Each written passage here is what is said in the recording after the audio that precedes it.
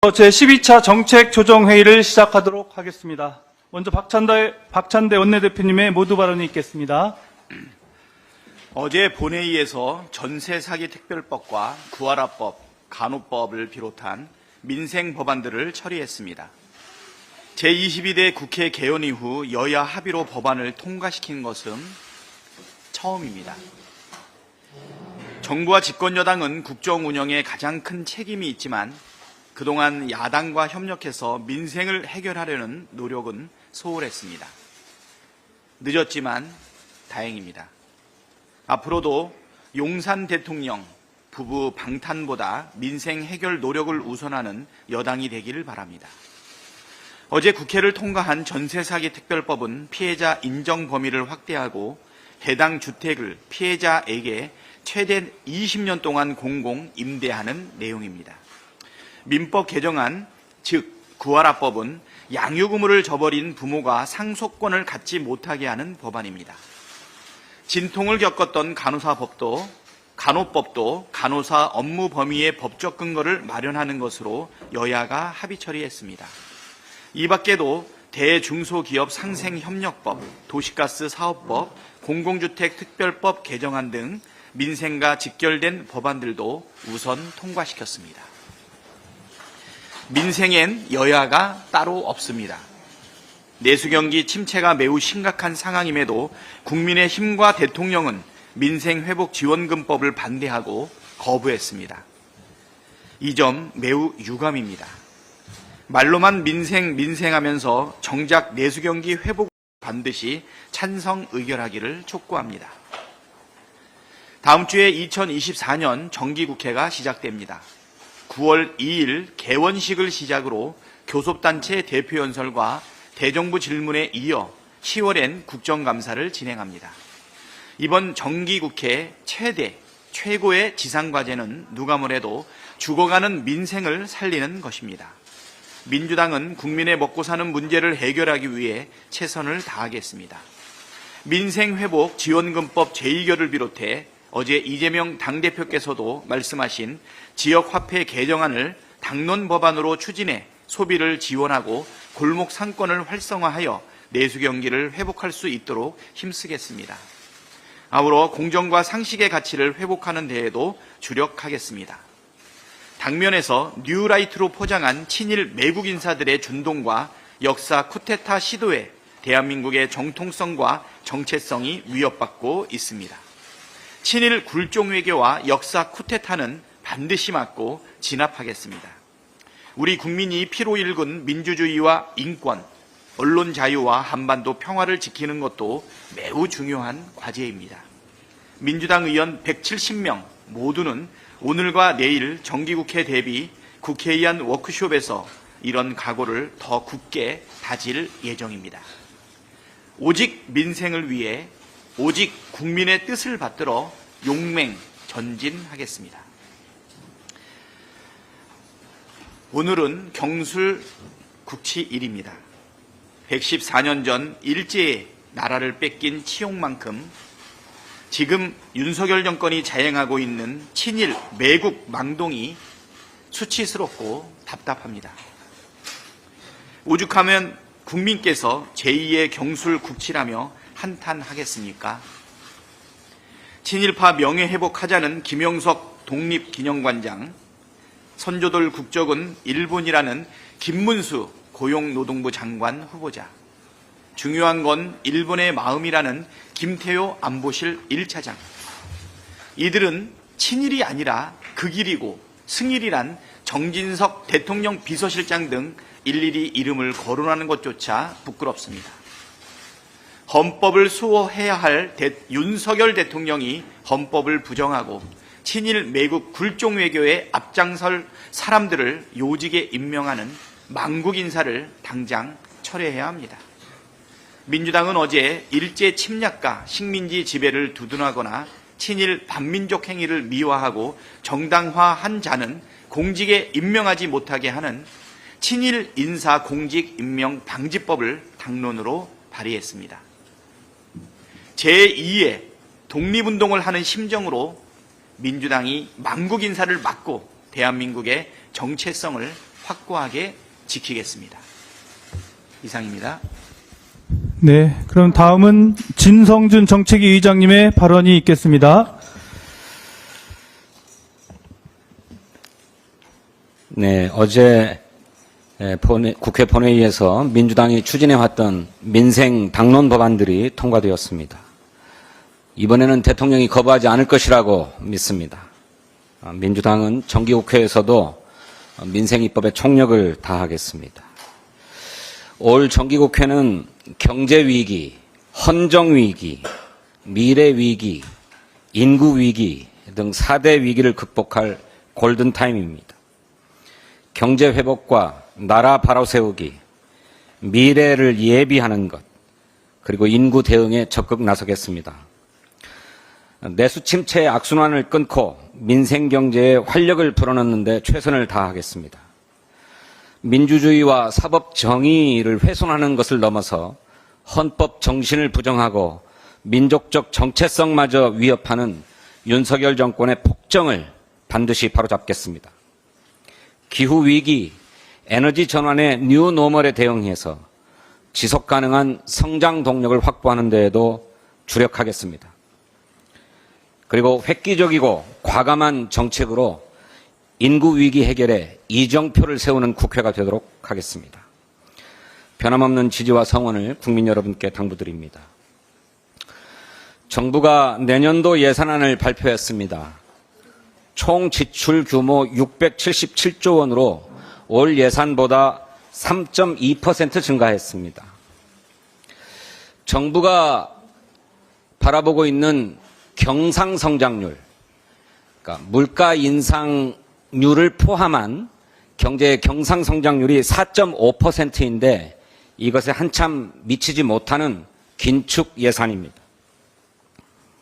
미국과 중국의 경제성장 둔화 등 내년 경제 전망이 상당히 어둡고 내수 침체는 고착화되고 있는 상황에서 재정의 경기 대응과 경제 안정화 기능을 포기한 것이다, 이렇게 평가하지 않을 수 없습니다.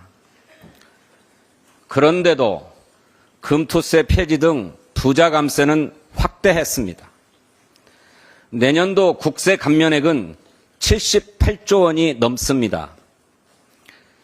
국세 감면율 15.9%입니다. 이것은 국가재정법이 규정하고 있는 국세 감면의 법정 한도를 뛰어넘는 것입니다. 3년 연속 넘고 있습니다. 윤석열 정부는 말로만 건전재정을 외칠 뿐 국가재정법조차도 위반하고 있는 것입니다. 민주당은 정부가 내년도 예산안을 국회에 정식으로 제출하는 대로 현미경 심사에 돌입하겠습니다. 부자 감세를 저지하고 불효불급한 예산은 그야말로 악소리가 날 만큼 과감하게 삭감할 것입니다. 삭감한 예산은 지역사랑 상품권 발행, 가계생활 지원 등 민생경제 회복에 최우선 배정하겠습니다. 민주당은 민생 제일의 원칙으로 예산안을 심사하겠다는 결심을 말씀드립니다. 정부가 지난 8월 8일 부동산 안정대책을 발표했습니다만 그 뒤로 계속 집값은 뛰어오르고 주택가격의 양극화는 심화되고 있습니다. 한국부동산원에 따르면 8월 둘째 주 서울 아파트값은 21주째 연속 상승하고 있습니다. 반면에 지방 아파트 가격은 5월 마지막 주부터 12주 연속 하락세가 이어지고 있습니다. 정부의 반복되는 규제 완화 정책이 시장의 매물 잠금과 수요 집중 현상을 불러오는데도 정부는 규제 완화만 고집하고 있습니다. 어제는 정부가 신유형 민간 장기 전세 임대를 주요 내용으로 하는 임대주택 공급 방안을 발표했습니다. 발표의 핵심은 민간과 보험회사가 아파트 임대 사업을 하도록 해주겠다는 것입니다. 정부가 보험업계의 민원을 그대로 수용했습니다. 지난 7월 보험연구원이 CEO 리포트, 보험회사의 주택임대사업 영위라고 하는 것을 발표했는데 거기 포함된 내용을 고스란히 받았습니다. 이로 인해서 가뜩이나 가격 상승이 집중되고 있는 수도권 아파트 값에 기름을 끼얹는 역효과마저 우려됩니다. 주택 공급을 해야죠. 하지만 그것만이 능사가 아닙니다. 집값을 잡으려면 투기성 수요, 사업성 수요에 대한 적절한 규제도 병행되어야 합니다. 더욱이 국민의 주거 안정을 위해서 공공주택을 공급하는 것은 국가의 책무입니다. 임대주택 공급마저 민간 시장에 맡길 일이 아닙니다. 그것이 불러올 역효과도 충분히 고려해야 합니다. 민주당은 공공주도 주택정책이라고 하는 원칙하에서 관련 법안을 철저하게 심사할 것이다 라고 하는 점을 예고합니다. 감사합니다. 예, 그럼 다음은 김현 정조위원장님의 발언을 듣겠습니다. 네, 자고 일어나면 언론을 통해서 딥페이크 성착취물 피해가 어느 정도인지 가늠하기도 어려운 그런 상황이 발견되고 있습니다. 지난 27일 경찰청에 따르면 22만 명이 참여한 텔레그램 채널 수사 피해자는 어린이, 청소년, 중고생, 대학생, 교사, 여군으로 강범위합니다. 28일 교육부는 학생과 교원 딥페이크 성착취 피해 건수가 총 196건으로 179건을 수사 의뢰했다고 합니다. 또한 디지털 성범죄 피해자 지원센터 자료에 따르면 2018년 피해 지원 건수가 69건인데 올해 들어 781건으로 급증하는 추세라고 밝혔습니다. 그럼에도 불구하고 정부 차원의 대응이 부실하기 짝이 없습니다. 지난 과학기술정보통신부와 방송통신위원회 전체 회의를 통해서 그러한 사실을 확인했습니다. 관계기관 대책 회의조차 이루어지지 않고 있고 주무부서가 자신임에도 불구하고 타 부처가 담당이라는 발언까지도 하는 상황이 발생했습니다.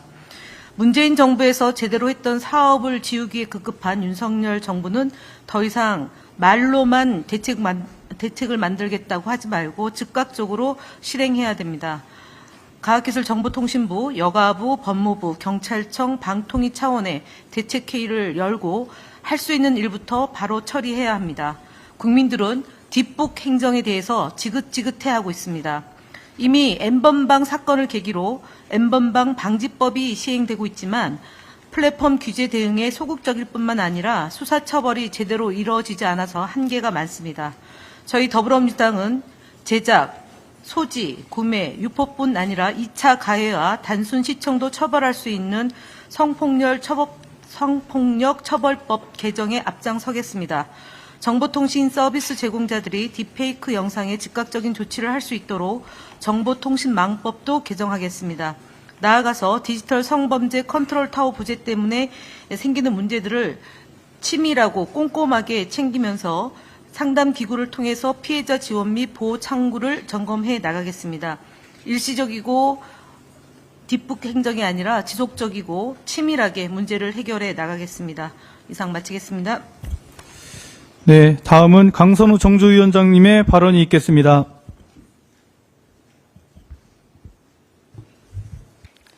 반갑습니다. 국회 보건복지위원회 더불어민주당 간사 강선우입니다. 어제 간호법이 국회 문턱을 한 번 더 넘었습니다. 민주당이 국민 여러분께 드렸던 약속을 끝까지 지켜낼 수 있게 돼서 무척 다행스럽게 생각을 합니다. 그러나 우리가 꼭 짚어야 할 사안들이 있습니다. 국민의 건강에 불안감을 초래하는 법안. 불과 1년 전 윤석열 대통령이 간호법에 대해서 했던 평가입니다. 간호법은 국민의 생명을 볼모로 하는 입법 독주법으로 그 피해는 고스란히 국민의 몫이 될 것. 당시 국민의힘이 대통령에게 거부권 행사를 건의하며 수석 대변인 명의로 낸 입장이었습니다. 정부 여당이 입을 모아 국민의 생명을 볼모로 국민 건강에 불안감을 초래하던 법안이 왜 갑자기 여야 합의로 우선 처리해야 할 민생 법안이 됐는지 따져봐야 됩니다. 여당은 이제 상황이 달라졌다라고 말하는데 그러면 도대체 그 달라진 상황은 누가 초래했습니까? 바로 윤석열 대통령 자기 자신입니다. 근거도 없는 의대 정원 2,000명 증원을 폭력적으로 추진한 결과 의료 대란을 초래했고 결국 의료 현장은 도미노 붕괴에 빠졌습니다. 정부 여당이 뒷북 수습을 위해서 눈 뜨고 보기 힘들 정도의 자기 부정, 자기 배신을 거듭거듭하며 간호법 처리에 부랴부랴 나선 꼴입니다. 스스로 부끄러운 줄 알아야 됩니다. 됐다. 어제 방청석에 앉아있던 간호사 분들의 입에서 나온 한마디였습니다. 박수도 함성도 없었습니다. 서로 부둥켜 안고 숨죽여 안도하는 모습에 정말 가슴이 아팠고 죄송했습니다. 간호의 법률적 의미가 아니라 사전적 의미를 살펴보면 환자나 노약자를 보살펴 돌봄이라고 되어 있습니다. 그렇기에 어제 통과한 간호법의 의미는 단지 PA 합법화에만 방점이 찍혀 있지 않습니다.